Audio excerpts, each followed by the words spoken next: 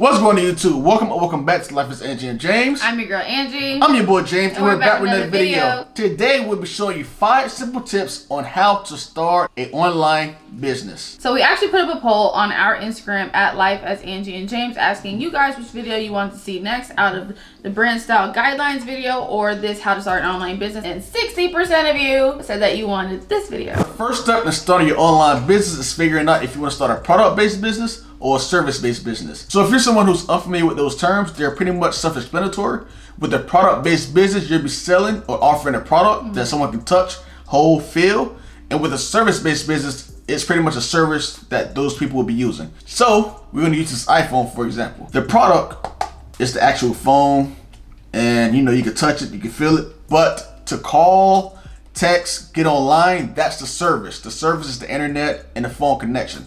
That's pretty much a simple explanation between a product and a service-based business. Okay, so when you decide whether or not you want to start a product-based business or a service-based business, you want to ask yourself, is this a passion of mine? And will this solve a migraine problem? And for those of you who don't know what a migraine problem is, it's pretty much a problem that causes your customers or consumers headaches. Think about if you have a migraine, you would do anything to get rid of it. You will take whatever medication, drink whatever tea, pay someone, whatever it is you can do to get rid of that migraine, you're gonna do it. So that's what you want to create, a solution to a migraine problem. And with that, we strongly feel that passion plus solving a migraine problem is the ultimate equation for success. So the next step is to do your market analysis. Market analysis just helps you pretty much figure out your target audience and the conditions of the market currently, which should give you a good indication on whether or not your business will be successful. There are 4 elements to a market analysis. The first one is an industry overview. This is pretty much going to do exactly what it says. It's going to give you an overview on the industry currently and as well as its potential growth. The second element is to figure out your target market.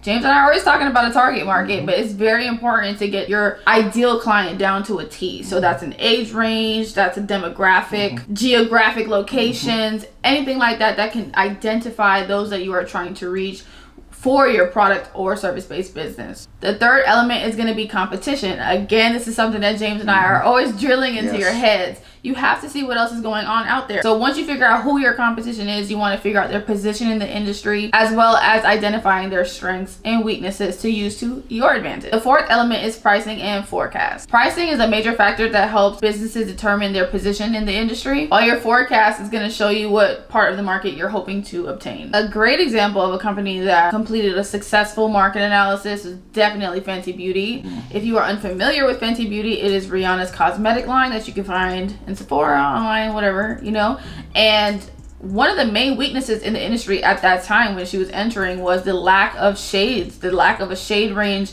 as far as foundation goes in one line. So that definitely made the whole market and industry step up their game as well, which is something that you're going to want to do. She disrupted it. Yeah, she disrupted the whole thing and started creating change, and now you see all the other companies are following suit. So she found their weaknesses, she looked at their strengths, she looked at the people who were buying the product, and she said, how can I come in and make this different, make an impact on this industry? And she definitely did that. So you can definitely look into Fenty Beauty if you need an example of somebody who did a proper market analysis. The third step in starting an online business is legalizing your business. And that can include registering your business as an LLC, an S-Corp, or whatever works for you legally. So today we use an LLC as an example. Registering your business as an LLC comes with so many benefits. You can open up a business bank account. You can write off different business expenses as tax write-off. And it can also protect you in legal aspects. So if you have an LLC and someone wants to sue you, they will sue the business if you have an LLC. But if you don't have your business registered as an LLC, then you can be sued personally. You can also go into trademarking your name. If you want a full in-depth video on that, just let us know. We'll explain to you that whole entire process. So the fourth step that you're going to want to take is setting up your social media accounts. When choosing your name, you want to make sure that that name that you choose for your company and your business is available on every single platform, whether it's Instagram, Twitter, Facebook, whatever it is. You want to have the same exact handle. Having the same name across all social media platforms will help you be more discoverable to your potential customers and clients, as well as your existing customers and clients. The fifth step in starting your online business is to purchase online real estate. Online real estate is just a website that you own. When you create a social media account on different platforms, you have to realize that you do not own those platforms. So if the company wants to just delete your page, disrupt the algorithm to where your page is getting as much reach as it usually gets, if they want to give someone else your name, they can do that because they own all the rights to that platform. So the best thing to do is just create your own website so that your customers know exactly where they can find you if anything happens to any of the social media platforms. A couple weeks ago, like Instagram went down and people freaking out like what's going on. Even Facebook lost a lot of money because Instagram went down. So millions, you get what I'm saying? So you want to make sure that you create your own website so customers can come, find content, find products, connect with you, talk to you, email you, whatever it is. And another great tip is you want to figure out some way to capture or gather information such as your client's email, their phone numbers, and things of that nature. If you want to email them newsletters, email them new products, email them sales you have going on, that's perfectly fine. You can do that, and it'll be easier to find out how many clients you have.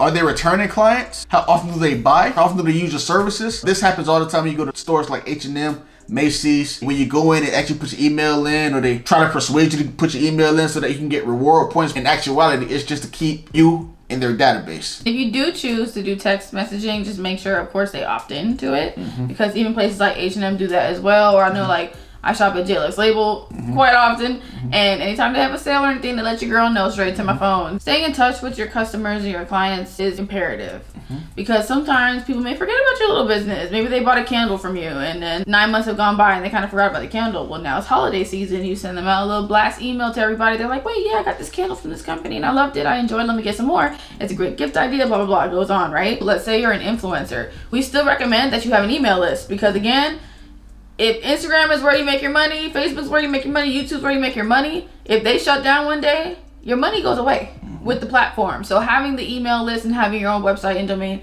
is like one of the most important steps. We get a lot of questions about, you know, hey, should I make a website? Should I create one? Things like that. Now, we do say to be realistic with yourself first, because we have a website through Wix and it does cost money. So if you are in a financial place to purchase a domain and purchase, you know, everything you need for your website, then we highly suggest that you do so. If you're not ready at the beginning of starting up your business, we definitely recommend at least purchasing the domain and then doing the whole process of the website shortly after. So those were 5 essential steps to starting your own online business right now, today in 2021.